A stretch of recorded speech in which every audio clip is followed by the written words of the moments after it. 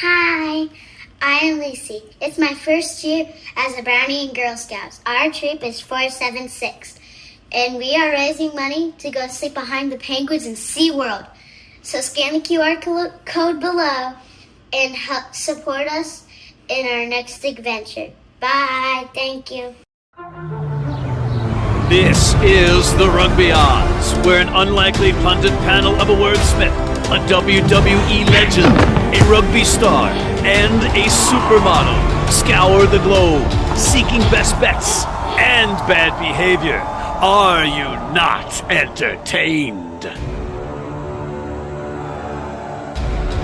Welcome to the Rugby Odds Season 6, Episode 17. Hard to believe, and it's a great show. John Bradshaw Layfield, the WWE Hall of Famer turned rugby advocate. He's not with us today. We'll find out why later. King Gift Egbelu here. He's the inventor of words and father of twins. Lucas Friday's dad, Mike Friday, the three-time Olympic sevens coach, is here, as is George Hook, the Irish rugby legend, waiting in the wings. Mike Friday, you are no longer just Lucas Friday's dad, and has everything to do with the fact that you are this week's TRO, the Rugby Odds MVP, after you had a 5-0 perfect record last week. 5-0, Mike Friday. What can I say? Like speech. Back-to-back weeks of having 5-0. Need to say that correctly. Back-to-back weeks of 5-0 records. That was after the Stewart inquiry, wasn't it? I remember now. Yes. No, you didn't have the perfect record. The King had the perfect record last week. Oh, he did. Yes, he did. So that was his subtle way of drawing the attention away from you, Mike, to bring it on His Royal Highness. We just share success. That's what we do. Exactly. Yeah. Exactly. Ultimately, we're dominating this show. That's what needs to be said here. We are literally absolutely schooling it. Well, either way, I mean, that's what we're here to do. And you guys are really picking up the slack because I, again, brought up the rear at 3-2. John was a good, solid 4-1, including betting on what you suggested to him in the show, the money line with Italy. And with that, guys, let's get right to our first recurring segment. What caught your eye? Mike Friday, what caught your eye over the weekend? Well, obviously, a bit controversial, but obviously it was a torrential rain-a-thon down in Rome between the Scottish and the Italians. And, you know, I know they were picked on form. I know he picked his team on form, but he left a lot of tall players out that were British Lions in that back three in torrential rain, which they must have known the forecast was going to be. So no Kinghorn, no Vandermeer, no Darcy Graham starting. Who, when he came on, he actually did start controlling the air. And what did the Italians do? They ruled the air with Liner, Ioane. They absolutely ruled it. And I think possibly with hindsight, I know form is important, but class is also permanent. That back three of Kinghorn, Vandermeer and Darcy Graham just maybe could have dealt with that first 40, 50 minutes a little bit better than the back three that did. So maybe, you know, it's easy with hindsight, but that's what I take away from the weekend. Well played Italy. Scotland didn't fire a shot. And we learned that Scottish players can't play in the rain, despite the fact that they're from Scotland, where rain is every single day of the week. Right? I mean, the Tui Peloto, he was, gracious in the post-game interview, but he, the conditions weren't great. I'm like, it was horrendous. Like okay, but the other team played in the same conditions. 100%. But likewise, again, you're not going to look for excuses, but the rain is a leveler. But I think the important thing is, I think Italy are a proper team now, and they fronted up. And this is a talented Scotland team, like proper talented Scotland team. But their back line is what's box office, and it is hard. It is harder to play in the rain. It's not impossible. Right. And their wingers were on fire. Gift, what caught your eye? Straight up Thursday's game, France, Ireland. I mean, I knew France was going to win just because, again, France has all the talent. If they choose to win, they almost consistently will win. I just didn't realize it was going to be such a dismantling. I didn't realize how far Ireland has fallen since in the last 3 years. They were 27-0 before the half. That's crazy. I was at the Pig and Whistle, and there was a lot of Irish people there that were silent very quickly. Impressive 40 minutes by the French. Crazy. I want to switch over to Japan Rugby League One because there's some exciting stuff going on there with some big names. 185 points scored this weekend in just 5 matches, 44 tries on the weekend, and they're averaging 8.8 tries a game. And I'll give you 15 guesses as to who is leading the league in tries scored in Japan Rugby League One. Gift, go ahead. That is incorrect. Mike, do you know the answer? No. Mike, I fed you this. I was going to make you look smart. I fed you this on camera. Aaron Smith. Brodie Retallick. Well, that well-known finisher. Yeah. I mean, sounds like all the defense coaches were watching the Six Nations. All 6'9" of them from second row, scoring 9 tries, leading the league so far in Japan Rugby League One. It's exciting stuff to watch. It's fun. Kudos to Japan Rugby League One. Let's go on to our second recurring segment, Player of the Week. And the controversial nominees are Thomas Ramos, the number 15 for Les Bleus. Let's just pencil him in every week in every single competition. He did everything but score a try in this one. 127 yards / 116 meters rushing on 17 carries, 4 conversions, a penalty goal, assisted on a try, and he played 80 minutes. Louis Bielle-Biarrey, his teammate with Les Bleus, 2 tries all over the pitch, wreaking havoc the entire match, and 80 minutes. George Ford, the number 10 for England, 19 carries for 82 meters / 90 yards, 2 assists for tries, 4 conversions, a penalty goal, the player of the match in 80 minutes. Mike Friday, who is your player of the week? Well, on these 3 that you've given us, and I can't believe Tommy Freeman is not in your shortlist. The bloke literally was at the centre of every front football that led to Arundel's walk-in tries, as well as scoring one himself. He was the difference for England. Even though, as you say, he's still learning his trade at 13. But man, you can't look past Thomas Ramos. He was the difference for France. Thomas Ramos, I love him. Maverick. Thomas Ramos. All right. And again, about Tommy Freeman, Brex and Menoncello would have some arguments with you right now about that. And they played against a team that was favored over them, not against a team that they were going to run out of the building. Yeah, maybe. But Tommy Freeman. Tommy Freeman, I apologize. Gift, who's your player of the week? Yeah, I'm following in the steps of Mike on this one. Thomas Ramos, again, massive game against a team that at one point, the last couple of years, we thought would be a rivalry, winning these big games against the All Blacks. And now they're at the bottom. Give it to Thomas Ramos. All right, I could be controversial here and try to tip the wagon somewhat, but I won't. I think you can't argue with this guy as a choice. So this week's player of the week is Thomas Ramos of Les Bleus. Let's move on to Gift's favorite segment, Grown Ass Man. Nominees are Nicolo Cannoni, played 80 minutes, 4 line-out steals, 25 tackles, with like 20 of them coming in the last 2 minutes. And the rain didn't seem to bother him, nor his number 8 brother Lorenzo, who had 19 tackles, 14 carries, 2 line-out steals, and a turnover in 80 minutes by a winning underdog team player. Ben Earl, the number 8 for England, statement try, carrying a game but overmatched Ellis Mead into the try zone, 18 carries for 78 angry meters / 85 yards, 17 stinging tackles, 80 minutes.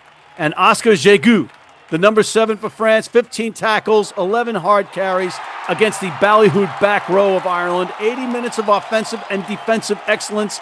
His teammates, Chuck Olivon and Mick Guillard, were très magnifique, but they only played 50 minutes. Mike, who is your grown-ass man?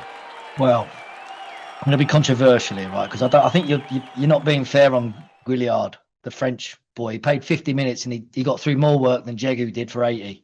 He had 15 big carries in 50 minutes. In the 40 minutes that mattered when they dismantled Ireland, this bloke was at the front of everything. His line-out was on point and everything like that. But that being said, you want to play the 50-minute rule, you can't look past the Italian boy Cannoni, right? What was most impressive about him, apart from his tackling for me, was his line-out steals.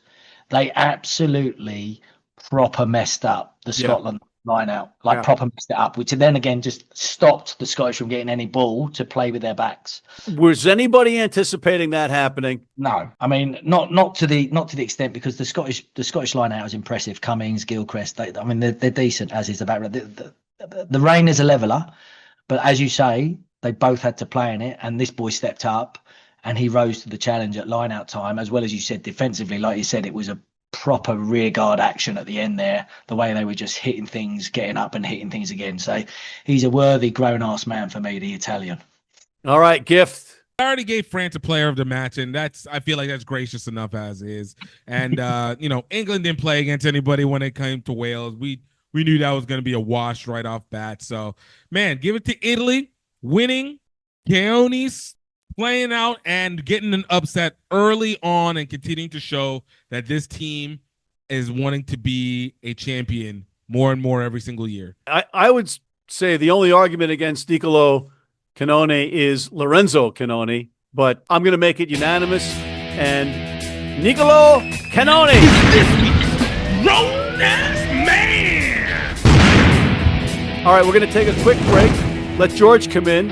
Then we'll come back to you guys. We'll talk Six Nations, Super Rugby, Japan Rugby League One. We're boycotting the top 14 unless Mike picks them, and our picks of the week. So don't go away.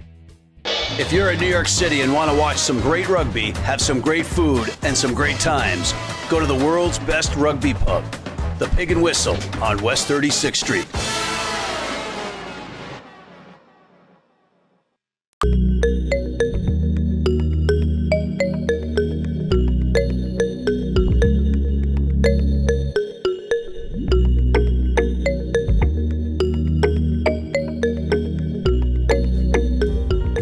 And we are back, and once again, we have the privilege and honor of welcoming in Mr. George Hook, calling in from Dublin. George, how are you? Yeah, well, it's week 2 of the Six Nations, the greatest rugby tournament in the world, pro tap. But, I mean, it's still the tournament that everybody else wants. George, we just had our Super Bowl here. Would you say that the Six Nations or the World Cup is closer to the Super Bowl for rugby? We are all, Europeans and Americans, when it comes to it, like, we're all about our own fireside and our own country and our own home. And the Six Nations leads into that for a period of 5 or 6 weeks. The countries are exercised about their own team. And you don't get that any other time. And we could have a dramatic weekend in the Six Nations Championship, a very rare event, I might tell you. All right, and you're going to tell us in our recurring segment, Headlines with Hook. The headline. George, tell us about the Six Nations. Yeah, but I'm going to hold back on what's going to happen. What could happen, this rare event that could happen this weekend. So let's go. First of all, my beloved Ireland, Italy in the Aviva Stadium in Dublin, right? Italy haven't come off a smashing win against Scotland, although the Scots think the game shouldn't have been played, and I've sympathy with them with the weather. Boo-hoo! They're from Scotland. It's not like they don't have rain. Well, that's true. Ireland were awful against France. They were just awful. If you kick the ball up in the air 40 times and the opposition get it 40 times, it didn't seem to strike anybody that, hello, should we try something else? The absence of the prop forwards wasn't dramatic, as in the scrum worked. So it could have maybe been a bit of a loss in open field and stuff, but nevertheless, the props weren't the problem. I still have a huge problem with Prendergast at fly half. If I was Harry Byrne, I'd be, so upset. Like, he doesn't get a break, and he's the best place kicker, and at this point, he might be the best player. So I think Ireland won't make many changes because Farrell is by nature conservative. Italy are going to come chock-a-block with confidence, right? Now, they don't win very often in Dublin, and you could say they won't win this time. But the neck collar of George Hook is now stuck at a mile. Italy to win by 3 points. So then we go to another home game to Murrayfield, the famous Calcutta Cup, which goes back centuries when somebody brought it over from India. But anyway, Scotland have no chance. No chance. And because they don't sack coaches mid-Six Nations, Townsend is going to survive. But Scotland are just awful. England by 25. Really? I think that, the pressure is off Scotland now because, they lost to Italy, so now they're the also-ran, and maybe they step up and they play well. I realize English is your second language, but they're the also-rans, you said, and you can't change that. But it takes the pressure off. They're no good. England are going to beat them by at least 25 points. And then in Cardiff. Oh. Now, I was a young fella. I would go to Cardiff every 2 years to watch Ireland play Wales. And every 2 years, we would come home with our tail between our legs because Wales had beaten us. The great Wales teams of the 40s, the 50s, the 60s, and the 70s, they're gone. Welsh rugby now is over, finished, and France arriving in all their pomp. France will hockey them, so France will win by more than 30. It's going to be +3 for Italy. They're going to win by 3. England are going to win by 25, and France are going to win by 30. I can't believe you're picking Italy over Ireland. The interesting thing, which has escaped you because, you're relatively a novice at this rugby stuff. Oh. 3 home defeats. Yeah. Ireland at home, Scotland at home, Wales at home. I haven't dug into the research for the last 50 years to find out how often it happens. The budget didn't allow me to do that. It doesn't happen very often. 3 home losses. It's not going to happen. It's not going to. Ireland is going to handle Italy. Hey, listen, kid. I'll bet you a Pinot Grigio that Ireland beats Italy by 10 points. I read recently that some fella said he'd eat his hat, and he then had to eat his hat. So if I were you to next week, I'd bring my hat along because you could be having it for dessert. If that's the case. Italy are good. Yeah, but they're not going to beat Ireland. Ireland is coming back. They're going to be furious. I think there's confusion here, which the audience may have picked up on, that I am the expert and you are the interviewer. We'll see. It seems that you are the expert and I am merely the interviewer. In fact, there's a great poet called Milton. And in his greatest poem, he said, "They also serve who only stand and wait." So it would appear my position in this program is a bit like Milton. I say horse to that, and Ireland's going to win, and we'll face off again against next week. But in the meantime, thank you for another Headlines with Hook. A pleasure. We'll see you next week, George, and we'll come right back with Mike and Gift after this. Scrummy, a new rugby app where you can play fantasy, track fixtures, predict results, and follow player stats. Play Six Nations Fantasy today for your chance to win tickets to the Champions Cup final. It's about to get scrummy. You need your cleats? You need them tomorrow? If you order today by 3 p.m. New York time or noon LA time, they can have them to you tomorrow. Young, old, male, female, if you're playing on turf, if you're playing on grass, if you're playing in the rain, you're playing in the heat, they've got you covered. RugbyNow.com. Go there now. And we're back. Let's start with Six Nations. Ireland minus 18.5 at home in Dublin versus Italy. The money line is Ireland minus 1,800, Italy plus 700. Mike. I think Ireland win this, but I don't think they cover. I don't think they cover 18.5. I think Italy are a good team. I think the Italians will have their tails up and their pack will be up for it. Italy feels like it's on the come up, but they are on the road, and that does make a difference. Minus 18.5 in Dublin. I'm going to have to lean Ireland on this one, not because I don't think Italy is incapable, but it's still a young, growing team. And I think Ireland, especially after a loss, is going to be bringing a crowd and bringing some weather.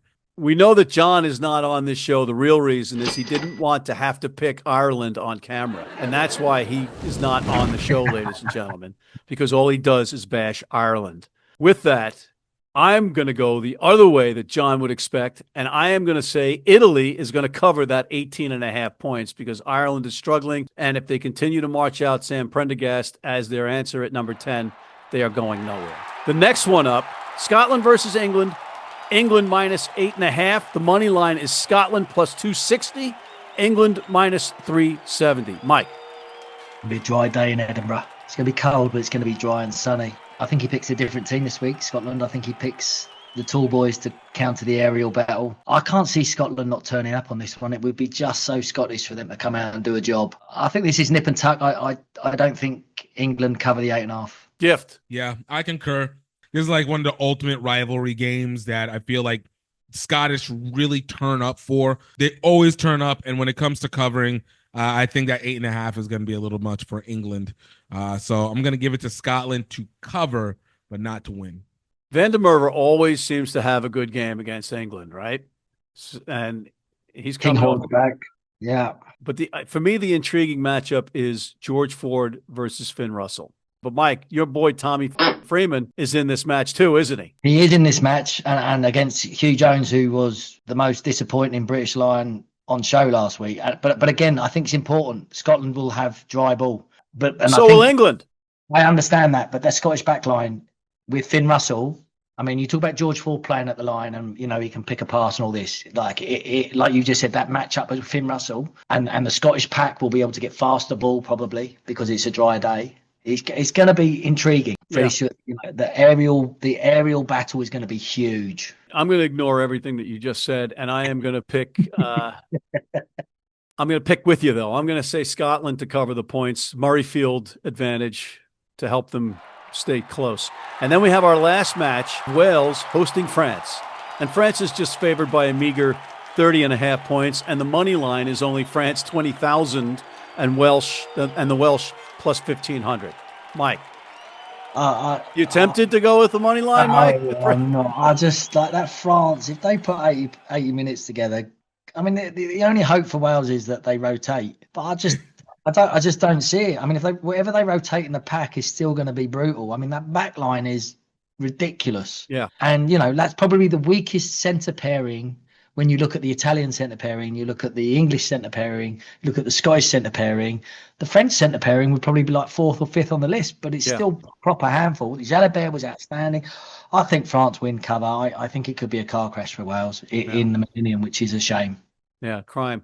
Gift. This is one where Wales has an opportunity to see and test their young players. They're not going to be particularly that effective because France is going to shut Ish down. 30.5, I actually think might be a little low for them. And I think France is running them out even after what they just did to Ireland. And I know France is going to half-ass it, and I still feel like they're going to do 30.5 plus. That's the one hope for Wales, that France just have one of those days where they're French. Yeah, absolutely. We're starting to run thin on time here, so I'm just going to make this brief. France will absolutely annihilate the Welsh, and it will be at least 30.5, if not 50, that they beat them by. All right, let's take a quick break, and we'll come back with Super Rugby, Japan Rugby League One, and our picks of the week. Briefly, don't go away.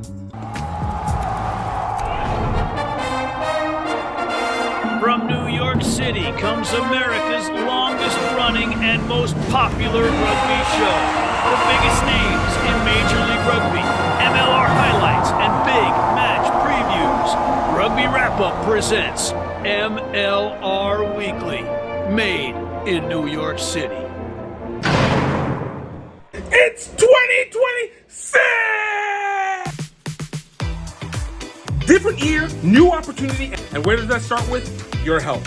Health Enhanced Food is here to be able to make sure you get on the right path. We got 17 baking mixes just to be able to help you set you on your proper pathway.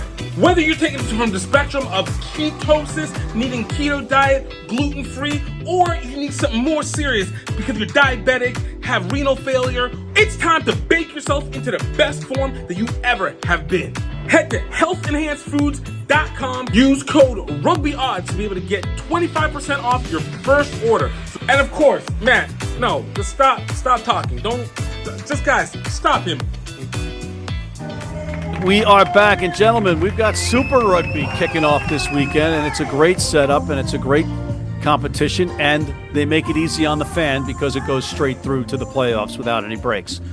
Mike, who do you like in Super Rugby Week 1?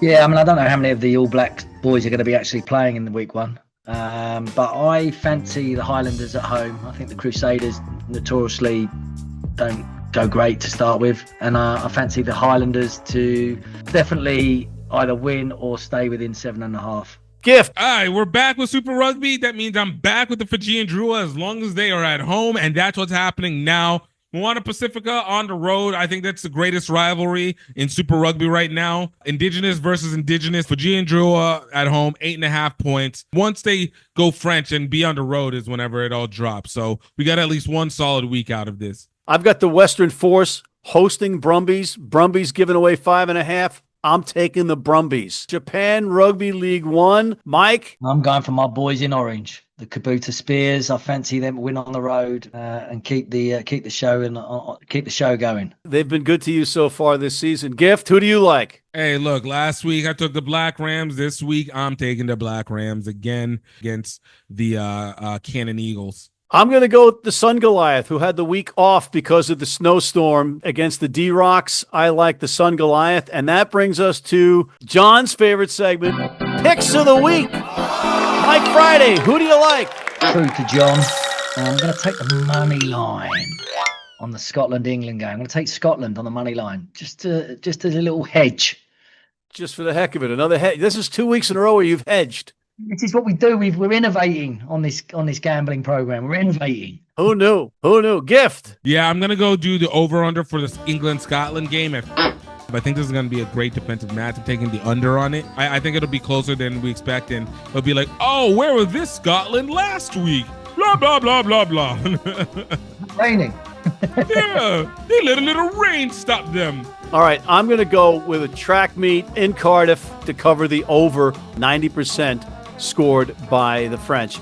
And on that note, gentlemen, we're out of time. I want to thank John Bradshaw Layfield for not being here because he was afraid to pick the Irish. King Gift Egbelu, the inventor of words, father of twins. Mike Friday, not just Lucas Friday's dad, 3-time Olympic sevens coach, along with George Hook, the Irish rugby legend. And thank you for tuning in. Please check out MLR Weekly this week. Hit that subscribe button on YouTube. Sign up for our weekly newsletter. And please join our American Red Cross Blood Donor Team.